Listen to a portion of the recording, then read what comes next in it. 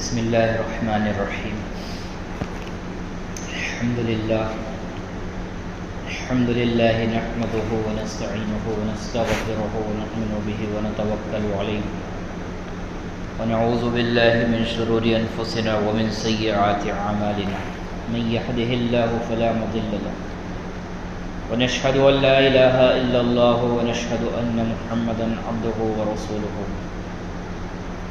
اعوذ باللہ من الشیطان الرجیم بسم اللہ الرحمن الرحیم قل ان کنتم تحبون اللہ فاتبعونی یحببکم اللہ۔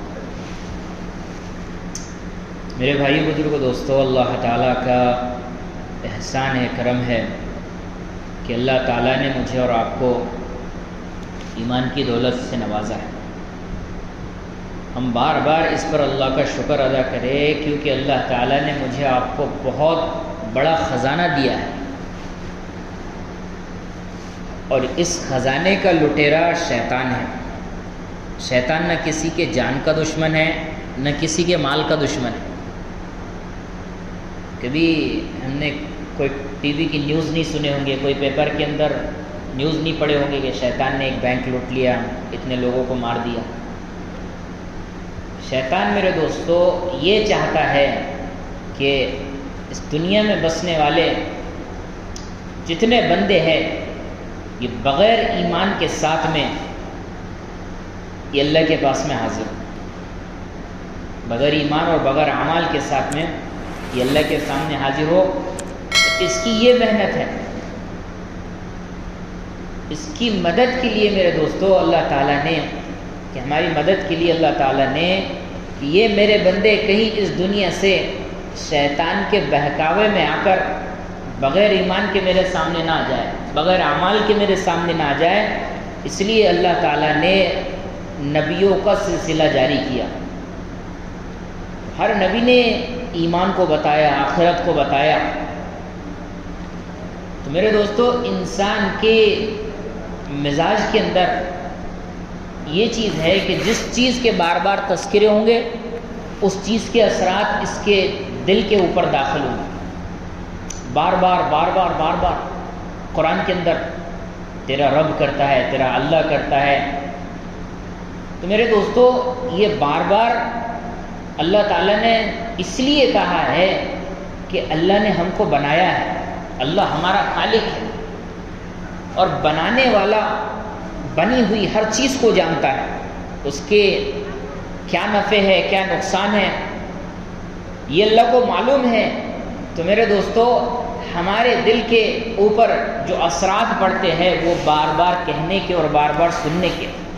جو چیز بار بار کہی جائیں گی، جو چیز بار بار سنی جائیں گی، اس چیز کے اوپر وہ چیز اثر کرے گی۔ آج دنیا کے تعلق سے بولنا ہے، حکومت کا بول ہے، ڈگری کا بول ہے، کاروبار کا بول ہے، طاقت کا بول ہے، خاندان کا بول ہے۔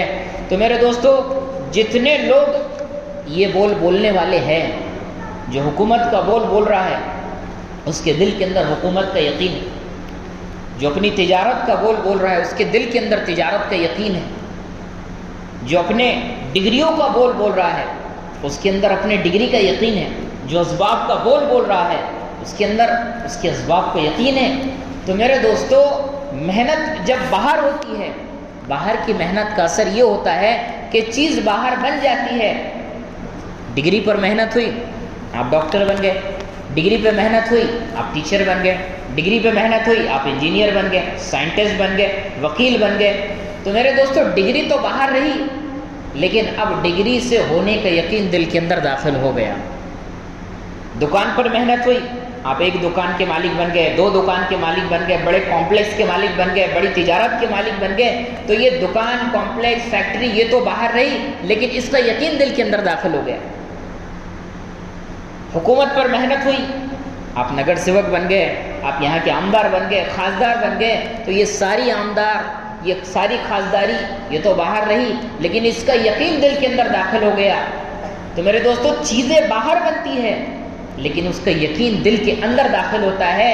یہ دل کا یقین آدمی کو بگاڑ دیتا ہے۔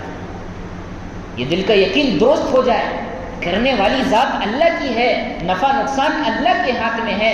میرے دوستو ان چیزوں کو سیکھنے کے لیے ان چیزوں کو بار بار بولنا پڑے گا۔ صحابہ کرام رضی اللہ عنہم اجمعین نے، علماء نے 13 سال کی محنت بتائی ہے نبی کریم صلی اللہ علیہ وسلم کی صحبت اور اس کے ساتھ میں مجاہدہ، ان مجاہدوں میں رہ کے بار بار اللہ کو بولا گیا کہ کرنے والا اللہ ہے۔ تو میرے دوستو ساری چیزوں کو یقین دل سے رخصت ہوا اور ایک اللہ سے ہونے کا یقین دل کے اندر داخل ہوا۔ جب یہ اللہ سے ہونے کا یقین دل کے اندر داخل ہوا تو سمندر بھی قطرہ بن گیا۔ سمندر قطرہ کب بنا؟ جب اللہ کی بڑائی دل کے اندر اتری۔ حضرت سعد بن ابی وقاص رضی اللہ عنہ لشکر کو لے کر سامنے پہنچے دریا کے، تو میرے دوستو ٹھاٹے مارتا دریا ہے لیکن زبان سے ایک بول نکلا کہ یہ قطرہ ہمارا راستہ نہیں روک سکتا۔ میرے دوستو اتنا بڑا دریا ان کے سامنے قطرہ تب بنا جب ان کے دل کے اندر اللہ کی بڑائی اتری۔ اللہ کی اطاعت کے لیے اللہ کی بڑائی کا دل کے اندر ہونا بہت ضروری ہے، اللہ کی محبت کا دل کے اندر ہونا بہت ضروری ہے۔ بغیر محبت کے اور بغیر عظمت کے ہم اللہ کی اطاعت میں نہیں آ سکتے۔ میرے دوستو جتنے بھی فرشتے یہ اللہ کے سامنے جھکے، ان کے دل کے اندر وہ اللہ کی عظمت ہے۔ جتنے نبی اللہ کے سامنے جھکے ہیں، ان نبیوں کے اندر، ان نبیوں کے دل کے اندر اللہ کی محبت، کہ جس نبی کی محبت میرے دوستو، نبی کے دل کے اندر جب اللہ کی محبت اور محبت داخل ہو رہی ہے، اس محبت کے اندر جو چیز رکاوٹ آتی تھی اللہ اس کو دور کرتا۔ حضرت یوسف علیہ السلام کو، یعقوب علیہ السلام کو 40 سال جدا کر دیا۔ جب دونوں کو ملایا، ملانے کے بعد میں اللہ تعالیٰ نے کہا مفہوم جس کا، یعقوب علیہ السلام سے کہا کہ تم کو 40 سال جدا کیا تھا، اس 40 سال کی جدائی کی وجہ بتاؤ۔ یعقوب علیہ السلام نے کہا بتائیں۔ تو یعقوب علیہ السلام کو اللہ تعالیٰ نے کہا کہ ایک مرتبہ تو نماز پڑھ رہا تھا، جب نماز پڑھ رہا تھا یوسف سویا ہوا تھا، بازوں میں بچہ تھا، یوسف سو رہا تھا، یوسف نماز کے دوران رونے لگا، تو نماز پڑھتے پڑھتے اس کو دیکھنے لگا، تیری توجہ مجھ سے ہٹ گئی، مجھے غیرت آئی کہ میرا نبی ہو، میرے سامنے عبادت کر رہا ہوں، مخلوق کو دیکھے بھی اور مخلوق کو سوچے بھی، جن آنکھوں سے یہ دیکھ رہا ہے ان آنکھوں کو بھی چھین لوں گا اور جسے دیکھ رہا ہے اسے بھی چھین لوں گا۔ میرے دوستو یعقوب علیہ السلام کو اور یوسف علیہ السلام کو 40 سال کی جدائی برداشت کرنا پڑی۔ یہ وجہ کیا تھی؟ مخلوق کی محبت آئی، روتے روتے آنکھیں بھی چلی گئی اور یوسف علیہ السلام سے بھی جدائی ہو گئی۔ میرے دوستو جہاں پر غیر کی محبت داخل ہوئی وہاں پہ اللہ کو وہ پسند نہیں ہے۔ اسماعیل علیہ السلام کی جب محبت، ایسا لگ رہا تھا کہ اسماعیل علیہ السلام کی محبت ابراہیم علیہ السلام کے دل کے اندر داخل ہو گئی، اب وہ ذبح کرنے کا خواب نظر آ رہا ہے، تو دونوں کی بات چیت ہو رہی ہے باپ بیٹے کی۔ تو میرے دوستو باپ کہہ رہا ہے بیٹے سے، بیٹا تیرے ذبح کا حکم ہوا ہے، جب ایمان بنا ہے اور اللہ کسی کا محتاج نہیں ہے کہ ہم اگر ایمان بنانے پہ آئے تو نبی کے بغیر نبی کا ایمان بناتے ہیں۔ میرے دوستو ابراہیم علیہ السلام کو چھوٹے دودھ پیتا بچہ ہے اور ماں ہے، دونوں ماں بیٹے کو ایسی جگہ لے جانے کا حکم ہوا، چھوڑنے کا حکم ہے جہاں پہ نہ تربیت کا سامان ہے نہ زندگی گزارنے کا سامان ہے، وہاں پہ جا کے چھوڑ دو۔ اور چھوڑنے کے بعد میں دعوت کی محنت کے اندر لگنے کا حکم ہوا ہے۔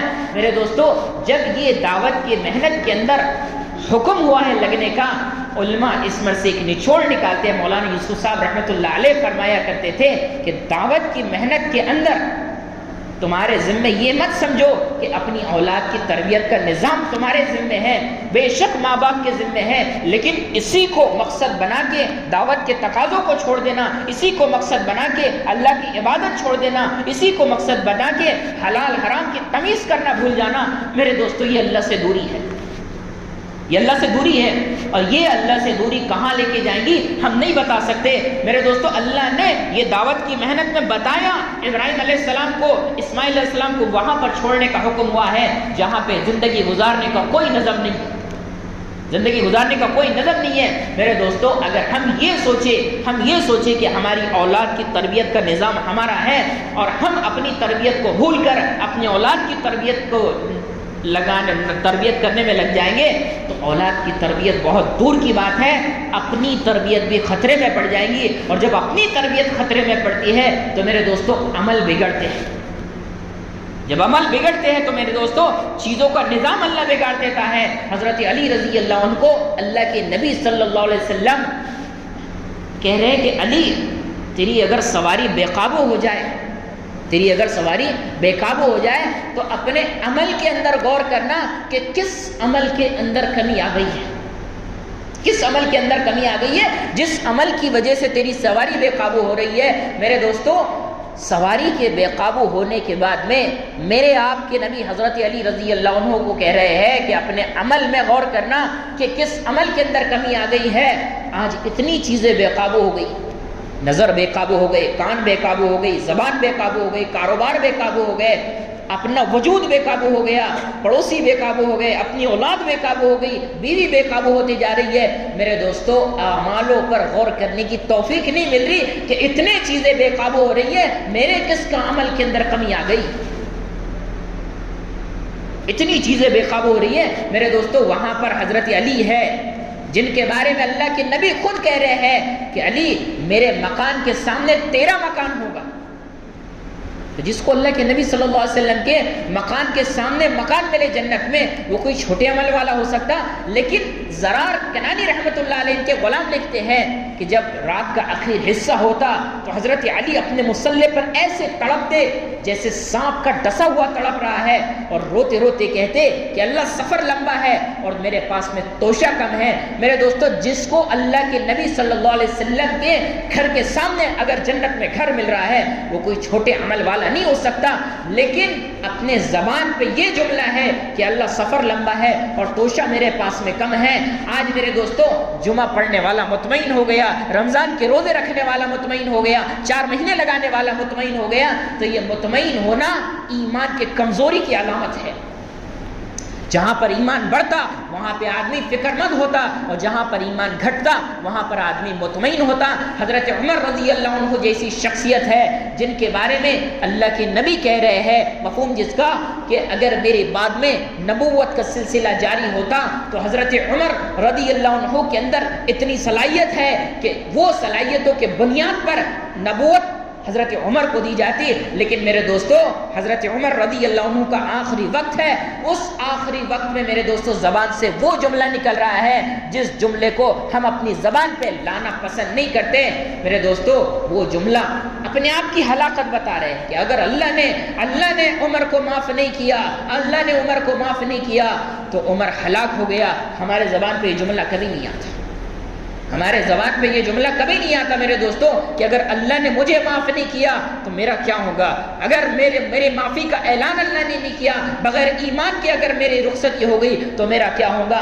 آج میرے دوستو اگر کسی کا انتقال ہوتا ہے تو یہ اس گھر سے آوازیں ضرور آتی ہیں کہ ابا تم چلے گئے ہمارا کیا ہوگا، یہ شوہر یہ لاڈلی جو بیوی ہے یہ بیوی کہتی ہے تم چلے گئے ہمارا کیا ہوگا۔ میرے دوستو کسی کے زبان سے یہ جملہ نہیں نکلتا کہ تم جا رہے ہو تمہارا قبر میں کیا ہوگا، حشر میں کیا ہوگا۔ میرے دوستو جن رشتوں کے لیے ہم اللہ کو ناراض کر رہے ہیں، ان رشتوں کے بارے میں اللہ خود اپنے کلام کے اندر کہہ رہا ہے، مفہوم جس کا کہ یہ رشتے سب سے پہلے تم سے بے وفائی کریں گے، سب سے پہلے بے وفائی کرنے والے میرے دوستو یہ بیوی کہیں گی آپ کے بہت احسان ہیں لیکن ایک نیکی میں آپ کو نہیں دے سکتی، یہ ماں کہیں گی تیرے بہت احسان ہیں تو میرا سب سے لاڈلا بیٹا تھا لیکن ایک نیکی نہیں دے سکتی، باپ کہے گا ایک نیکی دے سکتا۔ میرے دوستو اللہ نے تو یہاں تک فرما دیا قرآن کے اندر کہ جب رشتے بے وفائی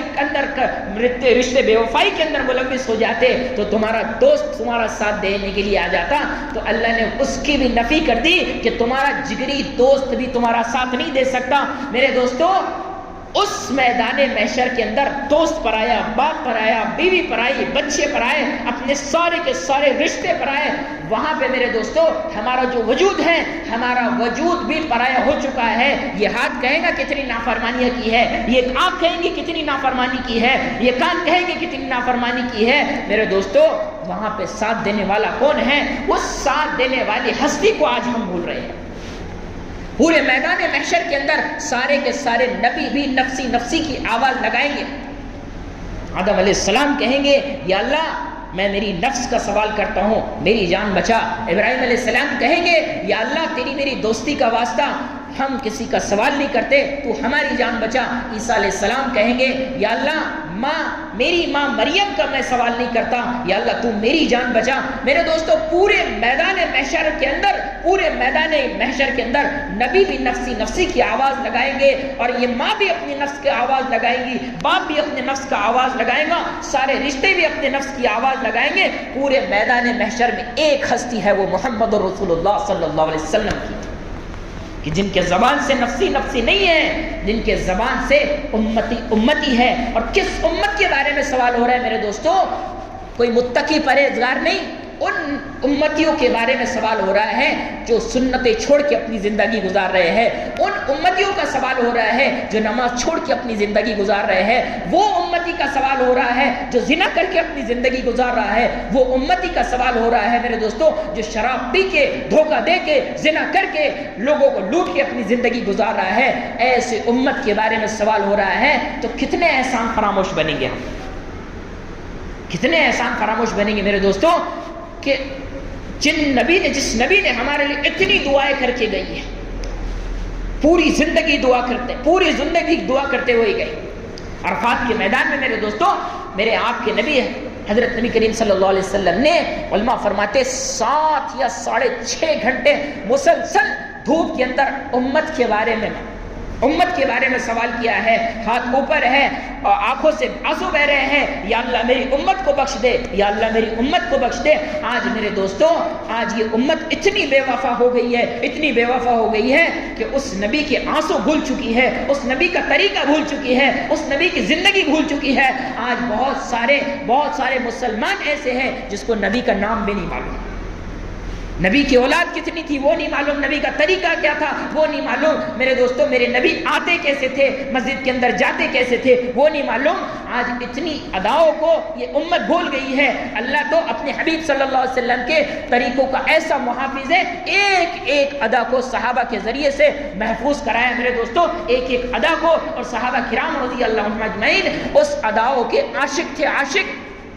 حضرت حذیفہ رضی اللہ عنہ کھانا کھا رہے ہیں، ہاتھ سے لقمہ گر گیا ہے میرے دوستو، لقمے کو اٹھا کے جب وہ منہ صاف کر کے کھانے لگے، پڑوس میں جو بیٹھا تھا وہ کہنے لگا حضرت یہاں پر جو آپ نے حرکت کی ہے اس حرکت کو یہاں پر لوگ پسند نہیں کرتے۔ میرے دوستو حضرت حذیفہ کہنے لگے کہ ان بے وقوفوں کی وجہ سے میں اپنے حبیب صلی اللہ علیہ وسلم کے طریقوں کو بھول جاؤں گا، کہ صحابہ کے نزدیک سنت سمجھ کے عمل کرتے تھے، اور آج ہم سنت چھوڑ کے سنت سمجھ کے اس کو چھوڑنے والے بن رہے ہیں۔ شاہ عبد العزیز دہلوی رحمت اللہ علیہ فرمایا کرتے تھے کہ جو شخص سنت کو حقیر سمجھ کے چھوڑے گا اس کا وبال اس پہ یہ آئے گا کہ اللہ اس کو فرائض سے محروم کر دے گا، میرے دوستو سنت سے محبت یہ اللہ سے محبت ہے۔ جب سنتوں سے محبت ہوگی، اللہ کے نبی صلی اللہ علیہ وسلم کہہ رہے ہیں مفہوم، جس نے مجھ سے محبت کی اس نے میرے طریقوں سے محبت کی، اس نے مجھ سے محبت کی، اور جس نے مجھ سے محبت کی وہ میرے ساتھ میں جنت میں جائے ساتھ میں جنت میں رہے گا۔ کتنی ادائیں ہیں نبی کی، اچھے اخلاق یہ ہمارے نبی کی سنت ہے، اچھا بول یہ ہمارے نبی کی سنت ہے، لباس، ایمانداری، نظروں کا جھکانا، کتنی چیزیں ہیں وہ ساری کے ساری آج امت چھوڑ چکی ہے۔ آج ذلت کے پستی کے اندر جو امت ہے میرے دوستو یہ اللہ کی محبت چھوٹنے کی وجہ سے ہے، اور اللہ قرآن کے اندر اعلان کر چکا ہے کہ اے نبی جی، مفہوم جس کا، اے نبی جی یہ آپ کی امت ہے، یہ ہم سے محبت کا دعویٰ اگر کرتی ہے تو ان سے کہہ دیجئے کہ یہ آپ کی اتباع کرے، جب یہ آپ کی اتباع پہ آئیں گے تو ہم ان سے محبت کریں گے، اور ہم جب ان سے محبت کریں گے تو کوئی ان کو ذلیل نہیں کر سکتا، کوئی ان کو ناکام نہیں کر سکتا۔ میرے دوستو صحابہ کرام رضی اللہ عنہم اجمعین کا وہ طبقہ جن کا بچہ بوڑھا ہر ایک اللہ کے نبی صلی اللہ علیہ وسلم کا عاشق تھا، ایک ایک طریقے کو زندگی کے اندر اتارنے والے تھے، میرے دوستو ان طریقے کو زندگی کے اندر اتار لیا، اللہ نے ان سے محبت کر لیا، جہاں پر جاتے تھے ان کی فتح ہوتی تھی، جہاں پر جاتے تھے کامیابی زندگی کے اندر آتی تھی۔ میرے دوستو ایک سنت صحابہ کی چھوٹ رہی ہے، قلعے فتح نہیں ہو رہا۔ صحابہ آپس میں مشورہ کرنے لگے کہ ہم سے کون سا عمل چھوٹ رہا ہے جس کی وجہ سے قلعہ فتح نہیں ہو رہا۔ مشورے کے اندر پایا گیا کہ مسواک کی سنت ہم سے چھوٹ رہی ہے، اللہ نے قلعے کے فتح کو روک دیا، قلعے کے فتح کو روک دیا۔ میرے دوستو جب صحابہ نے سنت چھوڑی، اللہ نے قلعے کی فتح روک دی۔ یہ امت فرض چھوڑنے کے بعد میں فتح نصیب کر دے گا؟ نہیں، بالکل نہیں ہو سکتا۔ جب تک کہ ہم عبادت پہ نہیں آئیں گے، سنتوں پہ نہیں آئیں گے، اللہ کے حکموں پہ نہیں آئیں گے، اللہ کامیابی نہیں دے سکتا۔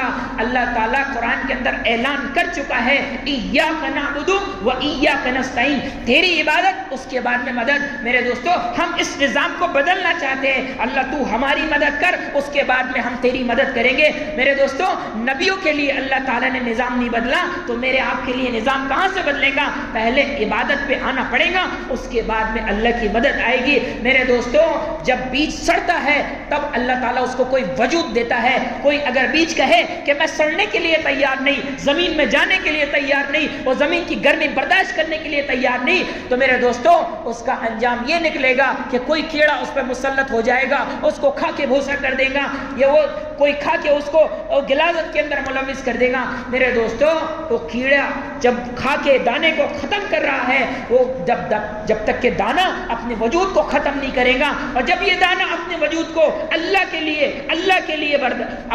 اپنے وجود کو ختم کرنے کے لیے تیار ہو جاتا ہے، تو میرے دوستو اللہ بھی اس دانے کو ختم نہیں کرتا، اللہ اس دانے کے بدلے کئی دانوں کو وجود میں لے کر آپ بتا دیتا ہے۔ تو میرے دوستو یہ دانے کے ذریعے اللہ ہم کو بتا رہا ہے کہ تم قربانی دینے والے بنو، ہم تم کو سرسبز و شاداب کر دیں گے۔ آج میرے دوستو ہم قربانی دینے کے لیے تیار نہیں ہوتے۔ صحابہ کرام رضی اللہ عنہم اجمعین نے قربانی دی، آج میرے دوستو ان کی نسلیں عیش و آرام کے ساتھ میں زندگی گزار رہے ہیں۔ وہ حضرت علی رضی اللہ عنہ کا قول ہے کہ اگر ہم دین پر، ہم دنیا پر محنت کرتے تو اتنا نہیں ملتا جتنی دین کی محنت کی وجہ سے اللہ تعالیٰ نے اس دنیا کو ہمارے قدموں کے اندر لا کے ڈال دیا۔ میرے دوستو جن صحابہ کے پاس میں کھانے کی چیز نہیں تھی، جن صحابہ کے پاس میں پہننے کے لیے جوتے نہیں تھے اور پہننے کے لیے لباس نہیں تھے، اللہ تعالیٰ نے ان کو ملکوں کا گورنر بنا دیا، سونا تک کرالیوں سے توڑ توڑ کے ان کا تقسیم کرنا پڑا۔ تو میرے دوستو پہلا وعدہ اللہ تعالیٰ کا دنیا کا ہے، دنیا دے گی۔ دنیا کب؟ جب دنیا کے لیے آدمی محنت نہ کرے، دین کے لیے محنت کرنے والا بن جائے، اپنے ایمان کے لیے محنت کرنے والا بن جائے، اللہ کی محبت دل کے اندر اتارنے کے لیے محنت کرنے والا بن جائے۔ میرے دوستو جب اللہ کی محبت ہو، اللہ کے تذکرے ہو، یہ آدمی اپنے آپ کو وہاں پر لا کے کھڑا کر دے۔ دنیا کے جب تذکرے ہوتے ہیں وہاں پہ آدمی جڑ جاتا ہے، اور دین کے جہاں سے تذکرے شروع ہوتے ہیں وہاں پر سے آدمی اپنے آپ کو ہٹاتا ہے۔ یہ اللہ کی محبت کی کمی ہے۔ ادھر ابراہیم علیہ السلام کو خلیل کا لقب ملا ہے، فرشتوں نے اعتراض کیا کہ اللہ ایک انسان ہے اور انسان کو تو نے خلیل کا لقب دے دیا، اپنے دوست کا لقب دے دیا۔ اللہ تعالیٰ نے امتحان کے لیے فرشتے کو زمین پہ اتارا، وہ امتحان کے لیے فرشتہ جب زمین پہ اترا ہے تو میرے دوستو اس نے اللہ کی تعریف کی ہے، اور وہ تعریف کیا ہے؟ سبحان الملک القدوس۔ ابراہیم علیہ السلام ادھر بکریاں چرا رہے ہیں اور ادھر انسانی شکل کے اندر وہ فرشتہ اللہ کی تعریف کر رہا ہے، تو بکریاں چرانا چھوڑ کر وہ اللہ کی تعریف سننے کے لیے چلے گئے، اور فرشتے سے کہا جو انسانی شکل کے اندر تھا میرے اللہ کی ایک مرتبہ تعریف کر دے۔ کہا کہ میں تعریف کرنے کے لیے تیار ہوں، لیکن بدلہ مجھے کیا ملے گا؟ بدلہ مجھے کیا ملے گا؟ آج دنیا والوں کا یہی منشا ہے، ہم آپ کا کام کرنے کے لیے تیار ہیں، آپ ہم کو کتنا بدلہ دیں گے؟ میرے دوستو یہی تو ہماری زندگی کے اندر داخل ہو گئے۔ ہم ہر چیز پر بدلہ چاہتے ہیں، ہم ہر چیز پر بدلہ چاہتے ہیں۔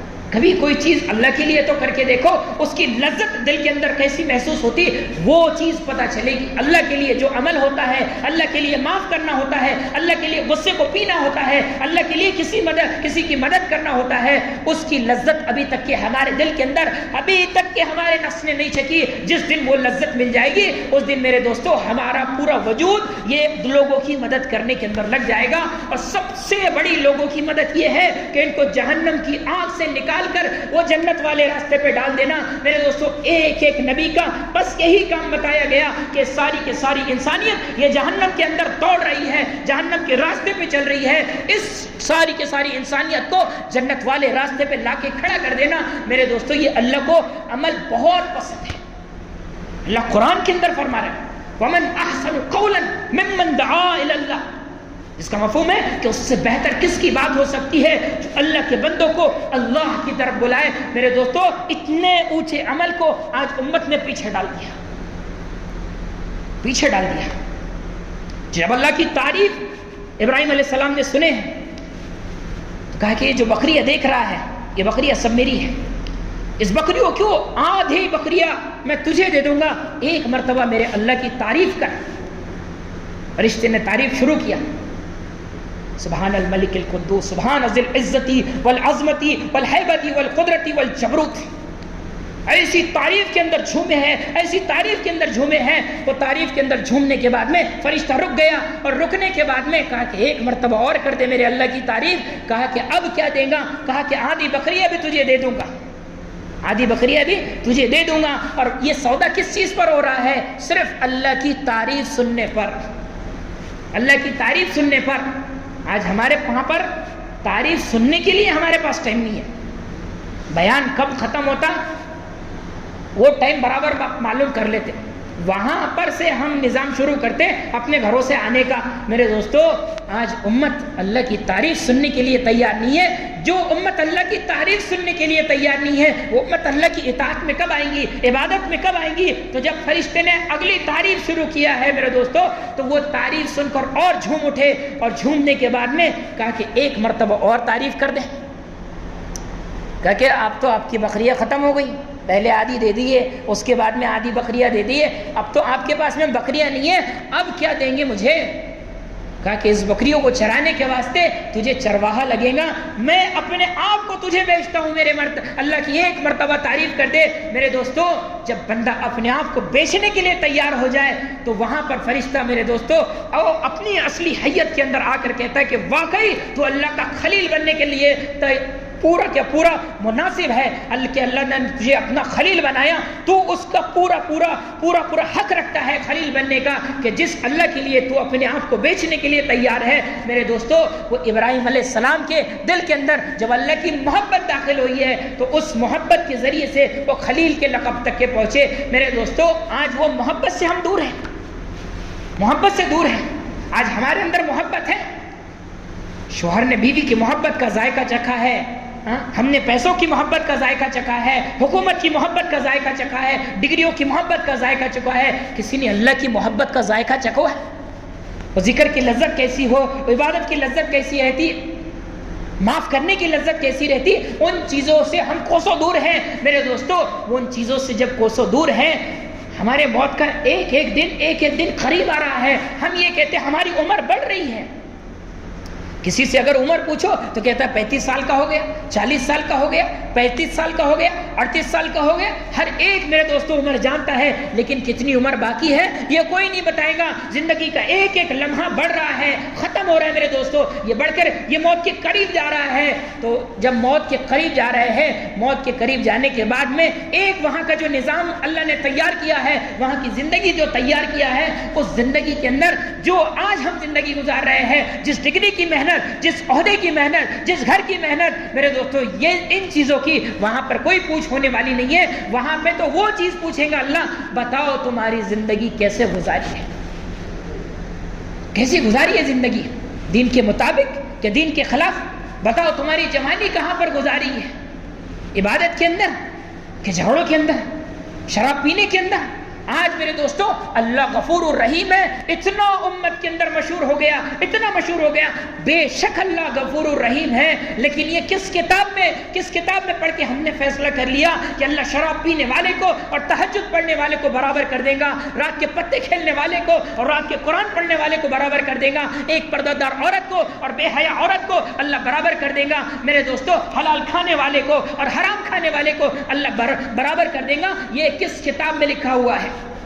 معاف کر دے گا، لیکن اس کے درجے کو نہیں پہنچ سکتا۔ میرے دوستو، اللہ غفور الرحیم ہے، لیکن وہ غفور الرحیم ہونے کو ہم پہچانے تو صحیح، پہلے ہمارے گناہوں کو چھوڑے تو صحیح، ہمارے گناہوں کو چھوڑے، اس کے بعد میں اللہ کو کہے کہ اللہ غفور الرحیم ہے۔ اللہ بے شک غفور الرحیم ہے، سب میں زمین سے لے کے آسمان تک کے کوئی گناہ کرتے کرتے ٹکا دے اور دو بول جملے توبہ کے استعمال کرے کہ اللہ مجھے معاف کر دے، اللہ سارے گناہوں کو معاف کرنے کے لیے تیار ہے، اس کو کوئی پوچھنے والا نہیں ہے۔ بنی اسرائیل کے اندر ایک کفل نام کا شخص تھا، وہ روزانہ زنا کرتا تھا اور روزانہ ظلم کرتا تھا۔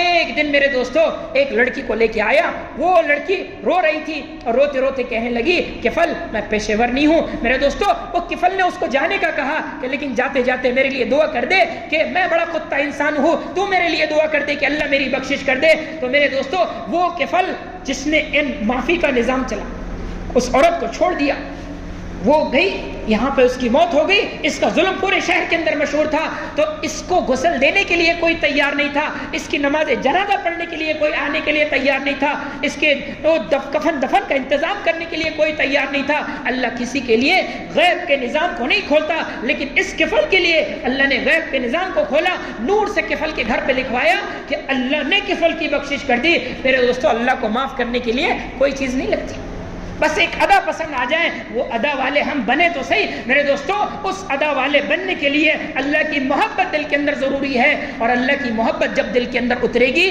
تب ہماری زندگی کے اندر اطاعت عبادت آئیں گی۔ اس لیے میرے دوستو نیت کرے، ارادہ کرے کہ اس اللہ کی محبت کو ہم دل کے اندر اتارنے کے لیے ہم روزانہ محنت کریں گے ساتھی۔ اللہ تعالیٰ کہنے سننے سے زیادہ عمل کرنے کی توفیق عطا فرمائے۔ کہنے سننے میں جو کمی ہو گئی اللہ اپنے فضل سے معاف کرے۔